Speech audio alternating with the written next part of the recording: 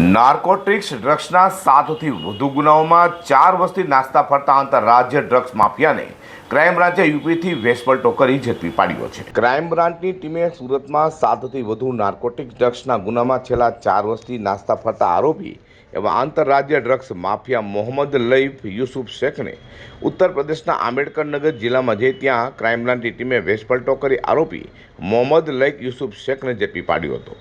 તે સુરત લાવી તેની ધરપકડ કરી વધુ તપાસ હાથ ધરી છે।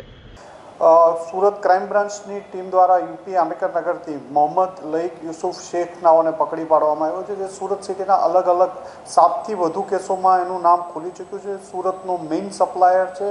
7થી વધુ કેસોમાં એ વોન્ટેડ તરીકે છેલ્લા 3 વર્ષથી એનું નામ ચાલતું હતું। સુરતની ટીમ દ્વારા આંબેડકરનગરમાંથી કાલે એક ઓપરેશન હાથ ધરી અને એની ધરપકડ કરવામાં આવી છે।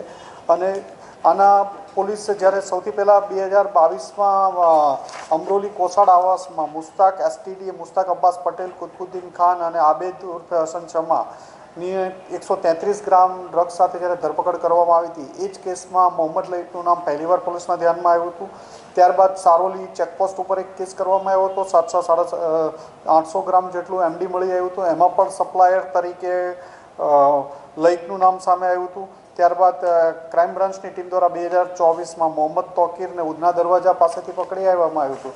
એમાં અનીસ મામુ અને અનીસ મામુ પછી ફરીથી પાછું લઈકનું નામ ધ્યાનમાં આવ્યું હતું। ડીસીબી પોલીસ સ્ટેશનનો તે 2024નો બીજો કેસ છે। રાબિયા બીબી અને શફીફ ખાન, જે 252 ગ્રામ એમડી સાથે રેલવે સ્ટેશનની બહાર મુંબઈથી સપ્લાય કરવા આવતા પકડી પાડેલ, એમાં પણ અનીસ લઈકનું નામ આવ્યું હતું।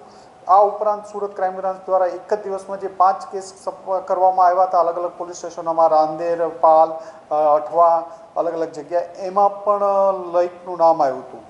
લઈક ઓછા 7થી વધુ કેસોમાં એનું નામ ખુલી ચૂક્યું છે। આ ઉપરાંત હજી પણ 2 કેસમાં એનું નામ ખુલવાની શક્યતા રહેલી છે।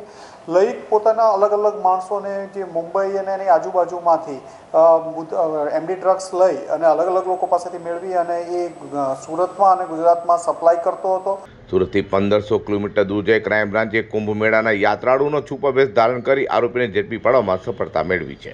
Bureau report G 10 news.